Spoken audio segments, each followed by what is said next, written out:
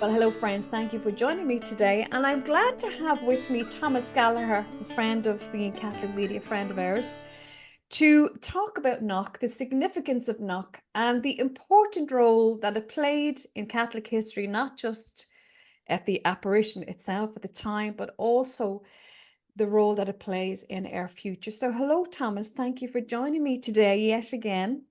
Yeah, great to meet you, Carol, again. Great to talk. Oh, there's great things happening out of Ireland right now. I know there was a wonderful Eucharistic procession that happened last Saturday. Perhaps you just want to share a little bit about it. I know you prayed your rosary beforehand, so perhaps you can just give us an overview of what happened and what it was like. Oh, we had an absolutely wonderful day here in Derry on Saturday. A real historical day. We had a apostolic Eucharistic procession that was all organised through the diocese through the Bishop Donald McKeown. It was a day where approximately about 1,000 people turned up for the procession. Yeah. Early in the morning on the first Fridays and first Saturdays. First Fridays we have a small procession doing the Stations of the Cross from the cathedral to Long Tower each first Friday. That's been going on for the last 6, 7 years. On Saturdays now for the last 23 months, as was pointed out for that almost the last 2 years, we've had on the first Saturdays Rosary, Saturday Rosary, men's Rosary in the city. And again, on Saturday, there's a floating group like around the north of Ireland, the different towns, and they already had decided to come to Derry on Saturday. Yeah. So that combined with the Eucharistic procession was an unbelievable day. So we had over 200 men for the Rosary, and then the procession was roughly around 1,000. So the That procession, is stunning. yeah, it started on the Long Tower Church, which is the recognised site of St. Columba on the island of Derry. Derry is an island. It's the Bogside area, western side of the walled city, has been built over the years, over the last 150 years. But up until that point, it was an island where a backwash of water, the main river Foyle goes around on the eastern side, and the Bogside then it would have been, as it is in Ireland, wetland Mm. defence for the walled city. Yeah. So We essentially, pursue we were proceeded up Bishop Street and through the wall city down into the Guildhall Square. so Once essentially, yeah. So yeah, essentially, Thomas, you're reclaiming the faith, reigniting the faith in Ireland. amazing stuff. It's so exciting to be living right now, to be witnessing this happening in our time. It truly is. And I know I just wanted to get you on to talk about Knock. We've talked about it several times before, but I guess going on camera, I wanted to guess talk about Knock, its cultural and historical significance, but really also the role that it's playing in our faith today, Thomas. No, so just again, looking back, when Knock happened was in 1879. The apparition happened on the 21st of August. Take us back to that time, that period in Irish history. The knock operation is a result of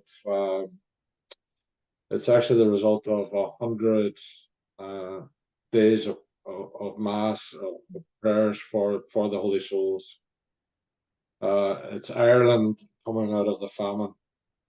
As I said before, to explain that in 1840 the census said there was roughly 8 million people on the island of Ireland, and by the year 1890 there was four approximately. Now those census were probably out because Ireland was very rural, and I'm sure not everybody was accounted for. So Yeah. some people estimate that the census has been around about 10 million. So the impact on the society there is very significant. And right at the end of the what we call the famine period, 1979 is recognised to be the last year. That's when the apparition. It's an anomaly. It's a bad mistake actually. They say it was a famine because Ireland was producing enough food that was being exported out of Ireland to feed 8.5 million people in England. Yeah. So that food wasn't diverted for the Irish, which led to the deaths of many people who were dependent on one crop of potatoes, one variety. There was no, I don't know what the Latin name is, but they were known as the thumper in Ireland, high productivity potato. Yeah. Feeding big families. That's really the context of where now comes in. The priest and not Father Kavanagh, you know, sometimes we just don't realize how significant the priesthood is. Yeah. This is the man that gives the last rites to between 30 and 50 people per day, Yeah. year after year, in Ireland. Like, so you're talking thousands of people. So affected by the death, so affected by the faith of the people, that it is whole life, dedicated his whole life to Our Lady of the Holy Souls. So in 1879, as the parish priest in Knock, people must have, I only assume that people had stopped asking to pray masses for the Holy Souls. So he undertook to say 100 consecutive masses for the Holy Souls, and it's on the night of the 100th mass, or probably the day after, that actually the apparition took place on the wall of the church. Very, very significant. We really have to look at priesthood here when we look at that. I think that's what we're going today. We're looking at priesthood. This priest has instigated this. In fact, the priest that actually had the church built 50 years before it was also inspired. He's inspired to put name the church after John the Baptist. And he's also inspired to put key stones on it, pieces of scripture as the cornerstones of that church. Psalm 118 and Mark 11, which is in relation to the Palm Sunday and the events of the weeks before the Passion, that week before the Passion. So, in the case of Archdeacon Kavanagh, as was the case in that period of time, the church was under the direction of Our Lady, under the direction of her apparitions in the world, were clearly stating the dangers to the world of secret organizations in Europe, in France, and we can see the French Revolution, all those things pass. We can see the nature of the events coming in the beginning of the 20th century with Fatima and communism in Russia. And a lot of that thinking emanates in the middle of the 18th century. So here you have a priest in Ireland, those secret organizations are at work, and the land leagues and the agencies that they're using within Ireland are looking to stir up a rebellion. See, he not only is praying for the people, but he's protecting the people. Yeah. He's speaking out against these organizations. And it was a plan that they know was in place for two people come and gouge out his eyes and cut off his tongue to send a message. That all happened in that period of that 100 masses. Yeah. And that was averted, and there's clear thinking also that the apparition in Knock actually stopped the revolution in Ireland. So so there's a lot there, and when you have the priesthood prepared to stand up, then heaven Answered. recognizes, Heaven answered. Yeah. And standing up for souls, the most precious gift in the world. So the human being, the gift to have intellect, the gift to have free will, the gift to have something superior, greater than all of creation. Yeah. One soul, One soul, one human being has a gift greater than all of the gifts. Very precious. And the apparition was a silent apparition, of course. I can see what you're saying around the significance of the priesthood, the fact that these 100 masses were said. This priest had a huge heart for the people at the time, a love for Our Lady, a love for the church. So again, I guess you're speaking it, you feel as if this is also Knock is speaking into the priesthood. Huge message for the priesthood. Yeah. Huge message just to acknowledge Archdeacon Kavanagh himself, but also to acknowledge Father McGrath, who built the church 50 years beforehand. Yeah. Because obviously in everything we look in the church always to what is predestined. We've got to look to the biblical revelation in every apparition. There's a story being told, and normally God has laid the seeds for that story long before it actually happens. Mm-hmm. So firstly, when we look at Knock, we look at priesthood, the chastity, the obedience, the humility. Yeah. And there we see St. Joseph, the guardian of Our Lady. And beside that, we also see St. John at the altar in the church, the priest that actually administered to Christ on the cross. You know, the institution of the Mass on Holy Thursday night. John is the priest that ministers to the death of people. Yeah. So you know, you can see the sacraments at play very clearly in that. So when you actually look between the two of them, the protectors of the Mother of God, the Immaculate Conception, just declared not that long before Knock, and in Lourdes, Bernadette said, Our Lady said to Bernadette, "I am the Immaculate Conception." Yeah. But the church had just recognized that 4 years before that. Yeah.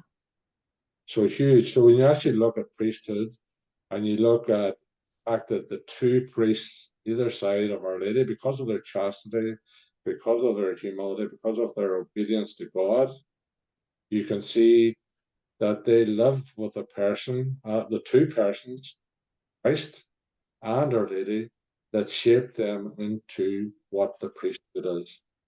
So they are the complete model of priesthood. Yeah. Jesus, the high priest, is born through the womb of Our Lady. Sunday de Montfort says, if we want to be like Christ, then it's better to go through the mold, the womb of Our Lady, to be molded into other Christs. So you can see immediately that Joseph and John are molded by Christ, and at the same time, they have also molded Christ. They have influenced Christ on the humanity, and God on earth came to earth to experience humanity, the reality of living in the world. So the priesthood also was, you know, John, Joseph, Our Lady have affected, have helped Jesus develop an understanding for what it is to be truly. Yeah. So we look at strength. You know, Joseph is the terror of demons. Yes. There's no fear there. Joseph is the person that the angels communicate directly. God the Father through the angels to him directly, speaking to him in dreams. There's immediate obedience. There's no questioning. You know, we talk about his own passion, the 3 days of, you know, the journey from the whole country, from Elizabeth's house, when Our Lady's expecting them. We kind of, what was the battle there? The battle there was he worthy to be the person? You know, he knew there was something special. I've just read, we've just completed consecration to St. Joseph. And it's immediate, this man is something all humanity. He's the father of Jesus, and he's our father as well. Yes. So if it's the terror of demons, when you've got him on your side, you've got absolute strength. You have nothing to fear. And it's the same with Our Lady. If she turns up anywhere where there's something demonic, they're gone. Yeah. You know, they just disappear. So we have something really precious. So if we look at the strength, and then we kind of go back to Patrick and Columba and St. Bridget's, we have the same model. Yeah.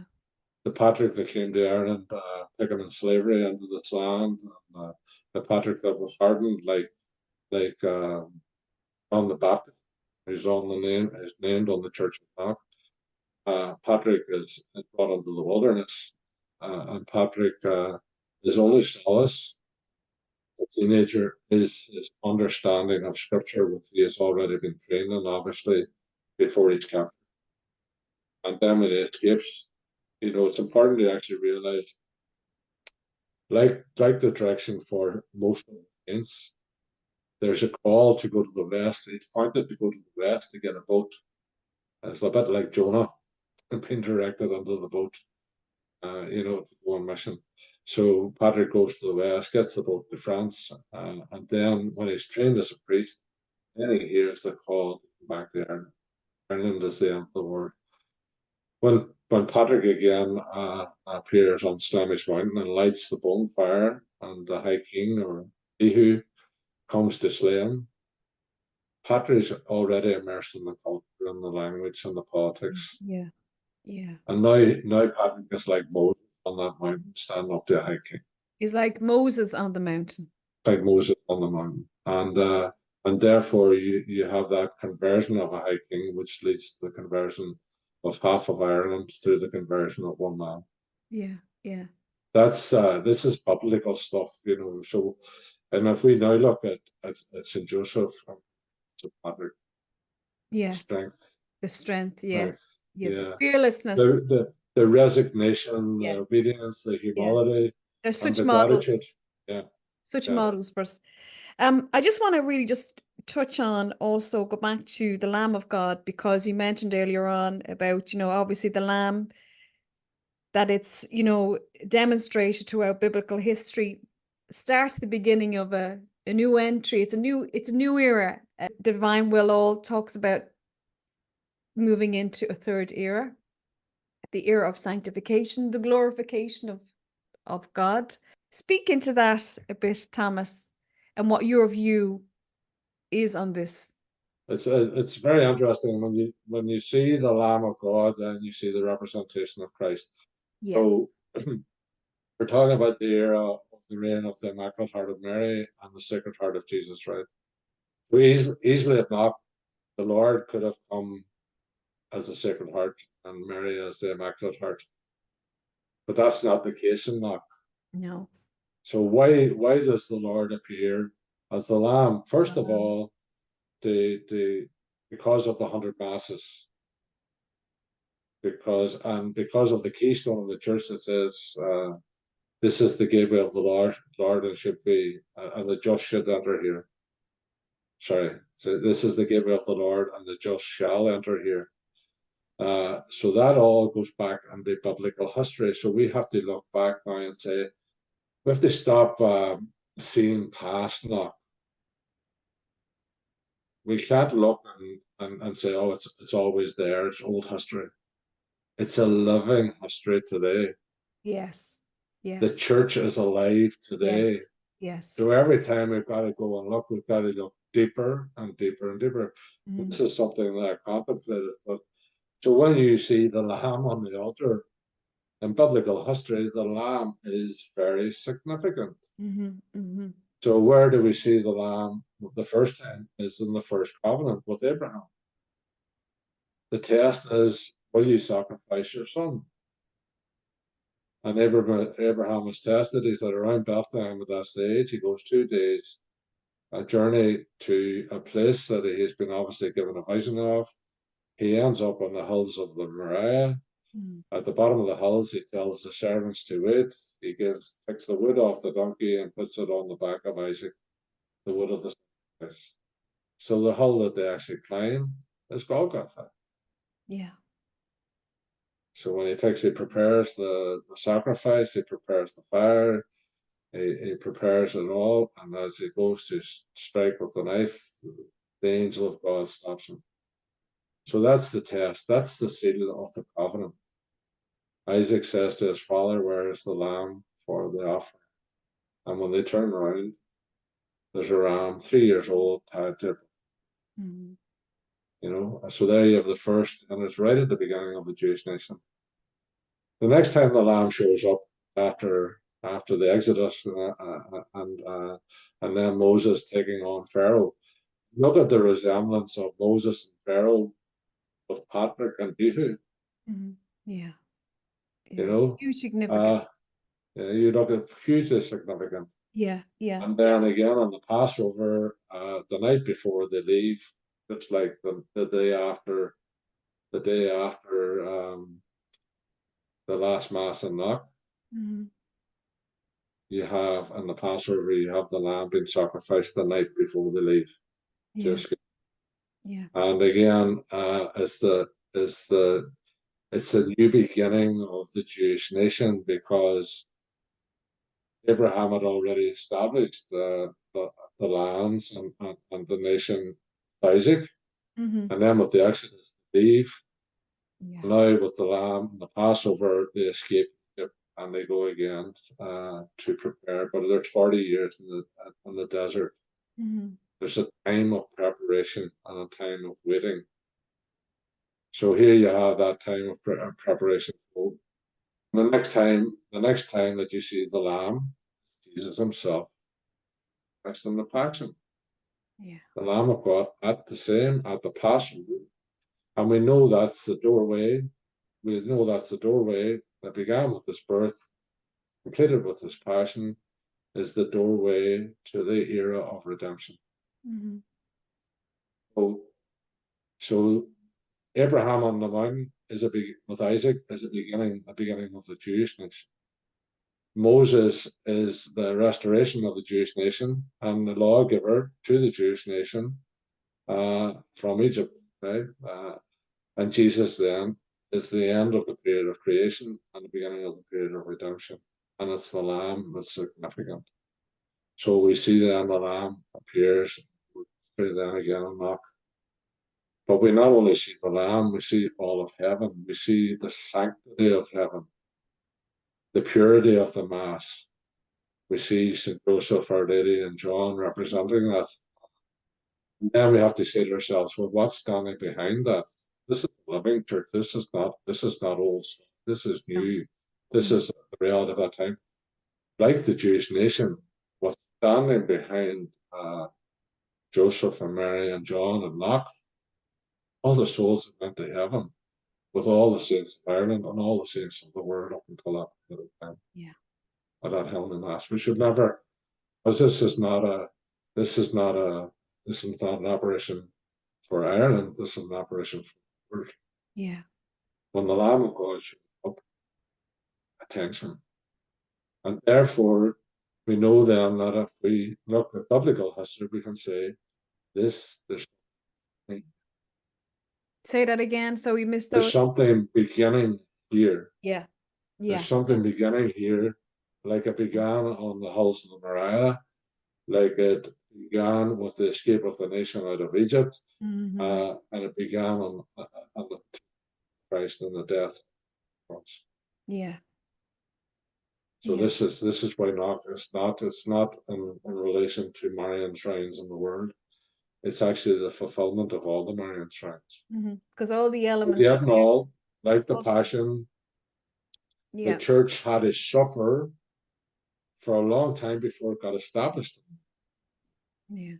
Like the Jewish nation for Abraham and Isaac as a beginning, it took time to develop. Mhm. Like Moses, it took time to go back into the promised land, 40 years of preparation. Yeah. And then So also we're in a period of preparation. and it also demonstrated, I think, also the faith of the Irish and, how the faith has played such a huge role, how the Irish have played a huge role in going out into the world and spreading the faith and being missionaries. And the fact that the Irish were gifted with this apparition, which I think was really ahead of its time and was really paving the way for now and this era that we're living in. And Thomas, would you agree? Totally. When you talk about these biblical events, you're talking about sacrifice. Yeah. Yeah. And there's a holocaust of souls in Ireland in preparation for this apparition. There's a lot of blood. There's a lot of bloodshed. There's a lot of people have died for the faith. Yeah. So in all beginnings here, when it comes to biblical history, really there is sacrifice. Yeah. And the sacrifice is there. And the fruit of that has been the impact that Ireland has had on the world. Yeah. All the way from Patrick. Yeah. As you So say, we have, Columba, St. Bridget's, these warriors of the faith. They were selfless. They showed tremendous strength in the face of such adversity. And they're models for us. the fruit of modernism. The fruit of modernism is death. Yeah, unfortunately. When we look at the culture today that actually defies the natural law. When we look at gender, you can be whatever you want to be. You can. You're looking at the seeds of division. You're looking at the seeds of panic division in the world actually today in that church. So you can see, we're in the passion. The world is on the passion, as much and recognize it. And certainly the church is on the passion today. We need leaders like Patrick. We need leaders like St. Joseph. We need to model the leadership of this church.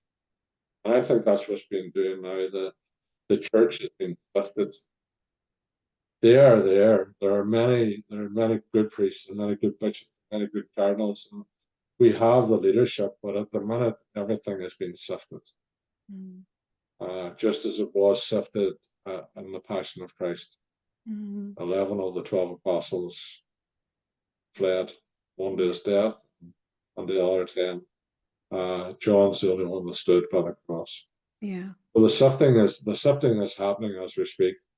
And we have to look for that strength, and we have to pray very hard for the grace for her priesthood to be able to stand up at this time. Yeah, because without them, we can't receive the Lord. They are vital. They are, they're everything to the faith. They're everything to us. And we need to pray for our priests.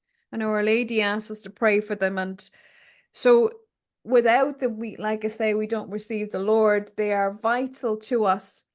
But like I say, we also need to pray. We need to pray as much as we possibly can, get back to the basics of the faith. And really, by rediscovering all of this, Thomas, rediscovering our heritage, because we really have, the Irish have such a wonderful heritage, and we have such a wonderful apparition that doesn't get as much attention as it should. But hopefully through podcasts like this, it'll gain more attention. Pay attention to the Lamb. Yeah, the Lamb. Pay attention to the Lamb. And he's both the Lamb of sacrifice and the Lamb of victory. And that's what Napa is, the Lamb. It's the Lamb of victory here. It's encouragement for us. It's an image for us to ponder deeply, like Our Lady. And immediately you would hear the words of Our Lady if she was speaking that. Ponder this apparition deeply. Yeah. Look at it and look at it and look at it again. Yeah. Okay, Thomas, thank you for joining me today. Thank you for unpacking your thoughts and giving us your insight as to what this wonderful apparition was all about, and indeed about Irish history. Like I say, there's so much in it. You could do series after series on Irish history, which we may do. But again, thank you for joining me today. I really enjoyed it. Okay, Carol, thank you. God bless. Okay, God bless. Thank you for joining me.